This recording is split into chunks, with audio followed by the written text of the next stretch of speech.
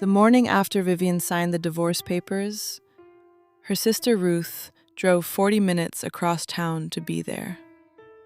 She didn't call ahead, she just showed up, the way you do when you love someone and you genuinely don't know what you're going to find on the other side of the door. Ruth had prepared. She had tissues in her bag. She had the name of a therapist she'd been quietly holding on to for over 2 years, waiting for the right moment to offer it. She had a whole mental list of things to say, the kind of things you rehearse when you know someone is about to fall apart and you want to be ready to catch them. And then Vivienne opened the door, and she was fine. Not fine the way people say it when they are absolutely not fine. Not the tight smile, not the slightly too bright eyes, not the voice that's holding itself together with both hands. Just fine. Quiet. Present. Already moving toward the kitchen to put the kettle on, asking Ruth if she wanted 1 sugar or 2, like it was any other Tuesday morning. Ruth stood there in the doorway, tissues in her bag, therapist's name in her pocket, and she didn't know what to do with any of it. Because the version of this morning she had been preparing for wasn't this one. And here is what I want you to hold on to right from the beginning, because it is the whole story, really. Everyone who knew Vivienne was bracing for impact. Her friends, her neighbors, the women in her book club who'd watched the marriage quietly curdle over the last few years. Even Theo, her 21-year-old son, who had drawn his own conclusions about which one of his parents was the fragile one. They were all waiting for her to break. She didn't break. And that is what nobody saw coming. Not even the people who loved her most. But to understand why, you have to understand what 14 years with Warren Marsh actually looked like from the inside. Because from the outside, it looked fine. That's the thing about this particular kind of marriage. It looked fine for a very long time. Warren was the kind of man who was excellent at dinner parties. Genuinely warm, funny in the right measure, the person who remembered your drink order and asked follow-up questions about things you'd mentioned months ago. People liked him immediately. People trusted him quickly. And that is not nothing. That is a real skill, and Warren had refined it carefully. What he hadn't refined, or maybe what he had refined in a completely different direction, was what happened when the dinner party ended and the door closed behind them. It wasn't dramatic. I want to be clear about that. There were no scenes, no shouting, no single moment so obviously wrong that Vivienne could point to it later and say, that's where it started. It was quieter than that. It was the kind of thing that happens in increments so small that by the time you notice the distance you've traveled, you can't quite remember the steps that got you there. Warren had a particular way of reframing things. Vivienne had stepped back from her career when they married, a decision that seemed practical at the time, that they had discussed, that she had agreed to. But the way Warren told it, over the years, was slightly different. She hadn't stepped back. She had struggled. She hadn't chosen part-time consulting. She hadn't been able to handle the pressure of full-time work. Small difference, enormous distance. And it didn't stop there. When Vivienne wasn't social at his work events, it wasn't that she found them draining. It was that she had anxiety. When she pushed back on a decision, she wasn't engaging, she was being difficult.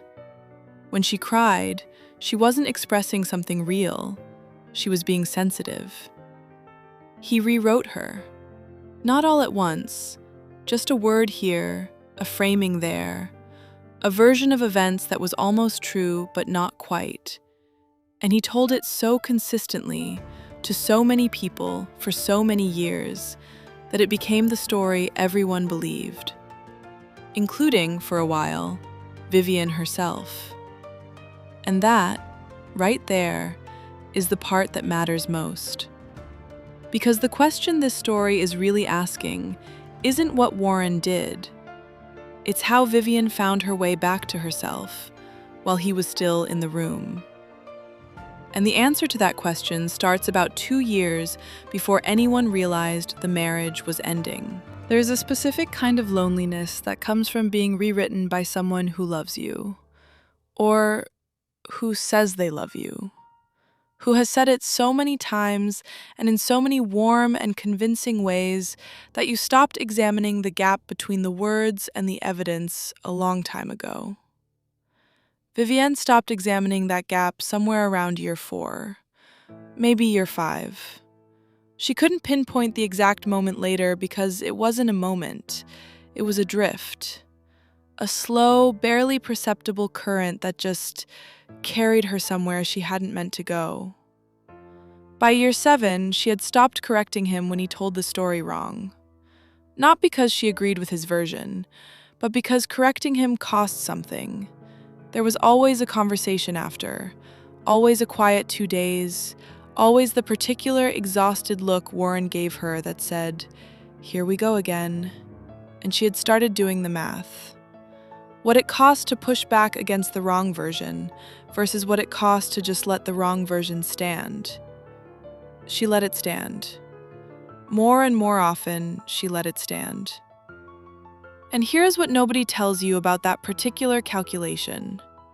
The one where you decide the argument isn't worth it. It feels like peace. It presents itself as peace. You tell yourself you're choosing your battles, you're being the bigger person, you're keeping the temperature down. And those things feel like wisdom. But what you are actually doing is disappearing, one uncorrected story at a time. By year 10, the version of Vivienne that Warren narrated to the world had become remarkably detailed. She was fragile. She was anxious. She needed managing. She had struggled with confidence her whole life. He said this with such warmth, such protective concern, that people nodded and felt tender toward her. He wasn't painting her as difficult. He was painting her as someone who needed to be handled carefully. Which meant, of course, that he was the one doing the careful handling. Their son Theo grew up inside this version. And children are not passive in these dynamics. They absorb them. They organize their understanding of both parents around them. And by the time Theo was in his late teens, he had arrived at a set of quiet, unexamined conclusions about his mother. That she was emotional. That she needed reassurance. That his father, for all his faults, was the steady one. Theo loved his mother, genuinely, deeply. But he loved her the way you love someone you've been taught to be a little worried about. Vivienne knew this. She felt it in the particular way her son sometimes looked at her, checking, just slightly, to see if she was okay. She didn't blame him. She understood exactly where it had come from. But understanding something and not being hurt by it are two different things entirely. So that is where Vivienne was, somewhere around year 12. Not dramatically unhappy, not broken, just reduced. Operating at a fraction of herself, in a life that had been quietly tailored to fit a smaller version of who she was. And then she ran into Kara. Kara had been a colleague, years ago, back when Vivienne was still working full-time, before the marriage, before the drift. They had been close in the particular way you're close with someone you spend 40 hours a week alongside. Easy, warm, the kind of friendship built on coffee runs and shared frustrations, and the specific intimacy of knowing someone in the middle of their actual working life. And then Vivienne stepped back from work, and they lost touch the way busy people do. Gradually, and then completely. They ran into each other at a farmer's market on a Saturday morning, and it was one of those collisions that feels almost too convenient. Except life does this sometimes. It puts someone exactly where you need them, and you can choose to notice it, or you can choose to walk on. Vivienne noticed it. They got coffee. They talked for 2 hours. And something happened in that conversation that Vivienne would think about for months afterward. Kara asked her about her work, about what she was doing now, about what she was interested in, and she asked it the way you ask someone whose answer you genuinely expect to be interesting. Not with concern. Not with that slight tilt of the head that said, "Are you managing okay?" Just curiosity. The ordinary, uncomplicated curiosity you extend to someone you consider capable. Vivienne sat across from her and felt something move. Something she hadn't felt in a very long time. She didn't have a name for it yet, but looking back, she would come to understand that it was the first morning of the 2 years that saved her. Because what happened next, the thing Vivienne started doing, quietly, without telling anyone, not even Ruth, is the part that Warren never saw coming. She started small. That's important. She didn't wake up the morning after that coffee with Kara and declare anything. She didn't make a plan, didn't draw a line, didn't decide anything out loud. She just started saying yes to things she had been quietly saying no to for years. Kara texted a week later. There was a workshop, a one-day thing. A former colleague of theirs was running it. Did Vivienne want to come? And Vivienne's first instinct was the instinct she had trained herself into. She thought about Warren's schedule, thought about whether there was anything that weekend, thought about how to frame it so it didn't become a conversation. And then she thought, why am I doing that calculation? She went to the workshop. It sounds small. It was small. But the thing about a life that has been made smaller over a long period of time is that small things carry enormous weight. Vivienne sat in that room with people who talked to her like she was someone with something to offer, who asked her opinion and actually waited for the answer. And she felt something she recognized from a long time ago. Competence. The specific, grounded feeling of being good at something and being in a room where that is simply assumed. She came home that evening and Warren asked how it was. She said it was good. He said, and I'm paraphrasing, but only just, "Good, you needed to get out of the house." Like it was a leisure activity. Like she had been to a spa. She didn't correct him. But she signed up for the follow-up session, and the one after that. And here is where it gets interesting, because Warren didn't object. That's the thing people sometimes misunderstand about this kind of dynamic. It isn't always controlling in the loud, obvious way. Warren didn't tell Vivienne she couldn't go to her workshops. He didn't issue rules. He just responded to every step she took in a way that made her feel like the step was slightly embarrassing. She mentioned that Kara had put her in touch with a potential consulting client, a small thing, a few hours a week, and Warren's face did something. Not anger, just a kind of patient, slightly tired amusement. He said he thought that was great, if she felt ready for it. If she felt ready. Like she was recovering from something. Like capability was a destination she was still traveling toward. She took the client, and then she took another one. And she didn't mention it immediately, not because she was hiding it, she told herself, but because she wanted to see what it felt like to do something and know it was real before she handed it to him to reframe. That distinction, the wanting to know something was real before he could touch it, that was the first sign, though she didn't recognize it as a sign yet. That was the beginning of her understanding, somewhere below conscious thought, that the marriage was already over. She didn't arrive at that understanding all at once.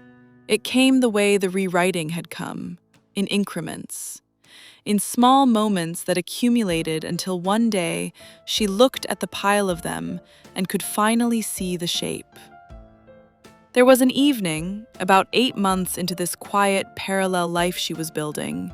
The clients, the workshops, the long Saturday coffees with Kara that had become the steadiest part of her week, When Warren came home in a good mood and was warm with her over dinner, and she sat across from him and felt nothing shift. No relief, no warmth returned, just the quiet, neutral observation that he was in a good mood tonight. And she realized she had stopped waiting. She hadn't noticed it happening, but at some point, she had stopped organizing her emotional state around his. Stopped holding her breath when she heard his car in the drive. Stopped calibrating. It didn't feel like a revelation. It felt like noticing that a sound you'd grown so used to you'd stopped hearing it had stopped. She mentioned none of this to Ruth. Not yet. She mentioned none of it to Theo. She barely articulated it to herself. She just kept going, kept saying yes to the small things, kept showing up to her own life in these quiet, incremental ways, kept building something that Warren couldn't see because he had long since stopped looking.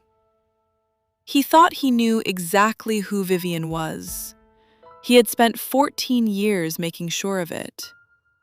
What he didn't know, what he had no way of knowing, was that the version of Vivienne he had so carefully constructed had already started to walk away. And the person who first realized it wasn't Vivienne, it wasn't Ruth, it wasn't even Kara. It was Theo. And what he saw, what made him go very quiet for a very long time, changed everything. Theo came home for a long weekend in October. His second year out of college, working his first real job, still in that phase of early adulthood where you return to your parents' house and find yourself looking at everything slightly differently than you did before. He noticed it within hours.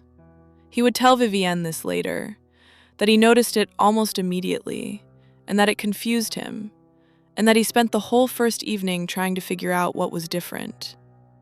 She was the same. That was the thing. She was just more of herself. She asked him questions about his work and leaned forward when he answered. She laughed at something on television, really laughed, not the small, polite version. She moved through the kitchen like someone who lived there, not like someone being careful about the space they took up. And Theo sat across from his mother at dinner and felt something he couldn't name yet. It happened the following morning. Vivienne mentioned, lightly, in passing, that she had a call with a new client that afternoon, someone a former colleague had referred. And Warren looked up from his coffee and said, in that warm, patient tone he had perfected over decades, "Just make sure you don't overcommit, Viv. You know how you get when you've taken on too much." Silence. And Theo looked at his mother, and Vivienne didn't flinch, didn't apologize, didn't do the small recalibration Theo had watched her do his entire life. The slight pulling back, the softening, the accommodation. She just looked at Warren evenly and said, "I'll manage it fine," and went back to her coffee. It was 11 words. It lasted 4 seconds, and Theo felt the floor shift. Because suddenly he could see it. Not just the moment, the pattern. The 14-year architecture of small moments exactly like this one, and the specific role each person in that kitchen had always played in them. And he understood, in the way you understand something when you finally see it from the right angle, that his mother had not been the fragile one. She had been the managed one, and she had stopped being manageable. He didn't say anything that weekend. He went back to his apartment and he sat with what he'd seen, and he thought about it for 2 weeks. And then he called Vivienne, not Warren, Vivienne, and he said, very carefully, "Mom, are you okay? Like, actually okay?" And she said yes. And this time, he believed her. Warren, for his part, was beginning to feel something he didn't have a framework for. Vivienne was different, and he couldn't locate the difference precisely enough to address it. She wasn't arguing more. She wasn't cold. She was, if anything, calmer than she had been in years, and somehow that was more unsettling than conflict would have been. He tried the things that had always worked. He had a difficult week at work and came home needing to be managed, and Vivienne was kind, genuinely kind, but she didn't reorganize herself around it. She asked if he wanted to talk about it. He said not really. She said okay, and went back to what she was doing. He tried the gentle reframe, mentioned to friends in front of her that Vivienne had really come out of her shell lately, packaging her growth as something he had somehow facilitated. She smiled and said nothing. He couldn't find the lever, and he had always been able to find the lever. What he didn't understand, what he couldn't have understood because he had never actually been paying attention to Vivienne, only to the version of Vivienne he had built, was that the lever was gone. She had removed it. Not in a confrontation, not in a declaration, just by becoming, gradually and quietly, someone who no longer needed his version of her to be true. She told Ruth in November. They were walking. Ruth's suggestion, always walking, because Ruth understood that some conversations needed movement. And Vivienne said it plainly, without drama, almost conversationally. I'm going to ask for a divorce. Ruth didn't gasp, didn't cry. She had been holding this knowledge for 2 years, and the only thing she felt in that moment was an enormous, complicated relief. She said, I know, I've been waiting. And Vivienne laughed, really laughed. The same laugh Theo had heard in October and couldn't quite place. How long? Vivienne asked. Ruth thought about it. Since the farmer's market. Since the farmer's market. Since Kara. Since the morning Vivienne ran into someone who looked at her like she was someone worth being curious about. 2 years. She had been building toward this for 2 years. And Warren, still at home, still telling his version, still moving through their life completely certain of who Vivienne was and what she needed, had absolutely no idea what was coming. She told him on a Sunday evening. Not because Sunday was significant, but because the moment felt right, and she had learned over the last 2 years to trust that feeling. Warren was reading. She sat down across from him, not beside him, across, and she said, I want to end the marriage. I think we should divorce. He looked up, and for just a moment, just a fraction of a second, something moved across his face that she had never seen there before. Something unguarded. Then it was gone. He put the book down carefully, and he said in the measured, patient voice she knew better than almost any sound in the world, Vivienne, where is this coming from? Where is this coming from? As though she had said something impulsive, as though this were a feeling that had arrived that afternoon and would be gone by morning. She told him it wasn't coming from anywhere new, that she had been thinking about it for a long time, that her mind was made up. And Warren did what Warren did. He pivoted, smoothly, almost imperceptibly, into the version of this conversation where he was the reasonable one and she was the one who needed to be talked down. He talked about stress. He talked about how much she had taken on lately, the clients, the workshops, gently implying that the life she had been building was the problem, not the solution. He suggested they see someone. He said he was worried about her. He was very good. He had always been very good. And Vivienne sat across from him and felt nothing move. No pull toward the familiar accommodation, no doubt. Just the quiet, clear knowledge that she had already done the work, the 2 years of slow, patient work, and that there was nothing left in this conversation that could reach her. She said, "I'm not confused, Warren. I've spoken to a solicitor. I'd like to do this as respectfully as possible, but I am asking for a divorce." The silence that followed was the longest silence she had ever heard in that house. And then he nodded, just once, and picked up his book. What happened over the following weeks, the weeks between that Sunday and the papers being signed, was instructive in the way that endings always are. You learn who someone really is in the space between what they planned and what they got. Warren went to his version of the story immediately. He always moved to narrative first. It was his instinct, his defense, his primary tool. He called his brother. He had dinners with mutual friends. He built the picture carefully. Vivienne was struggling. She had gotten caught up in this new little business of hers and lost perspective. He was heartbroken. He was bewildered. He had no idea she was unhappy. And something happened that he had not anticipated. It didn't land the way it always had. Not because people disbelieved him exactly. He was still convincing.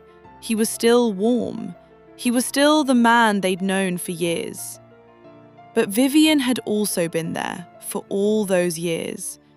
And the Vivienne they had recently been seeing, organized, clear-eyed, warmer than she'd been in years, genuinely thriving, did not match the fragile, struggling woman Warren was describing. The picture he was painting didn't look like the person they'd had dinner with last month. And doubt is a small thing, but it is enough. Theo called Warren after the first round of these conversations filtered back. And Warren made a mistake. The mistake of assuming his son was still operating on the old understanding, the one built over 21 years of careful narrating. He said something to Theo about Vivienne not being herself, about hoping she'd come back to reality. Theo was quiet for a moment, and then he said, very carefully, very deliberately, "Dad, I think she's more herself than I've seen her in years." Warren had no script for that. The divorce itself was not explosive. Vivienne didn't want explosion. She had never wanted explosion. What she had wanted for 2 years was simply to leave cleanly. And she had prepared for that with the same quiet thoroughness she had brought to everything she'd done since that Saturday morning at the farmer's market. Her solicitor later told her she was one of the most prepared clients she'd worked with. Everything documented, every financial record organized, every decision made from clarity rather than reaction. Warren arrived at each meeting expecting someone he could manage, someone still susceptible to the version of herself he had been writing for 14 years. He kept arriving.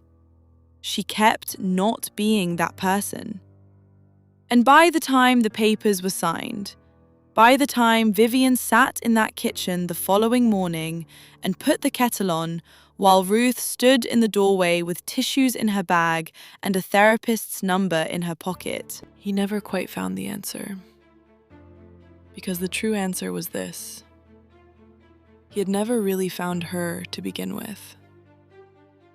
So let's go back to that kitchen. The morning after the papers were signed, Ruth in the doorway, tissues in her bag, the name of a therapist folded in her pocket, and Vivienne, already at the kettle, already asking about sugar. Ruth came inside. She sat down at the kitchen table, the same table she had sat at for 14 years of Sunday lunches and Christmas mornings, and all the ordinary occasions that make up a life. And she watched her sister move around the kitchen. And after a while, she said, "You're actually okay." Not a question, just the slow arrival at something she was still absorbing. And Vivienne set a mug down in front of her and said, "I've been okay for a while, Ruth. I just had to wait until everything caught up." That line. I keep coming back to that line because it is the truest thing about what Vivienne did. She didn't fix herself in the moment of leaving. She didn't become okay because the marriage ended. The marriage ended because she had already become okay. The leaving was the last step of a journey that was almost entirely complete by the time anyone could see it. That is what nobody understood when they were bracing for impact. They thought the divorce was the crisis. They were watching the wrong thing. The crisis had been years ago. The quiet, invisible crisis of a woman being slowly rewritten by someone who needed her smaller. And the recovery, the real recovery, had been happening in farmers markets and Saturday coffees and workshops and client calls and one measured sentence at a breakfast table when her son was watching. "I managed it fine, Warren." 4 words, 11 years of slow work underneath them.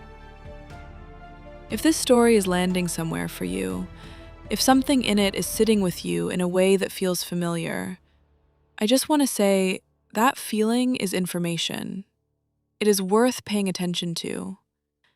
And if you are somewhere in the middle of your own version of this, not at the kettle yet, not at the papers yet, maybe not even at the farmer's market yet, that is okay. Vivienne's 2 years were not dramatic. They were just consistent. Small and consistent and pointed in the right direction. That is enough. That has always been enough. And if wettedy is the kind of place where you want to keep having conversations like this one, stories told slowly, without rush, without rage, then subscribing is the thing. It tells the algorithm that this kind of storytelling is worth finding, and it means you won't miss what we put out next. So if this one stayed with you, subscribe. It genuinely matters. Theo, for his part, didn't have a dramatic reckoning with his father. There was no confrontation, no decisive conversation. It happened the way most real things happen, gradually, and then quietly, completely. He spent more time with his mother. He called more. He showed up for the small things. And Warren, watching this from a distance, understood something he could not have articulated. That the version of events he had been narrating for 21 years had lost its last believer. That is its own kind of consequence. Not loud, but complete. Vivienne's life now, and I say this without fanfare because fanfare would be wrong for this story, is not unrecognizable. She did not move to a new country or reinvent herself wholesale or arrive at some gleaming second act that looks nothing like the first. She lives in the same city. She talks to the same sister. She has coffee with Kara on Saturdays. She just takes up the right amount of space now. Her own amount. And it turns out that was all she ever needed to do. What Warren got, and this is the part I think about most, was not punishment.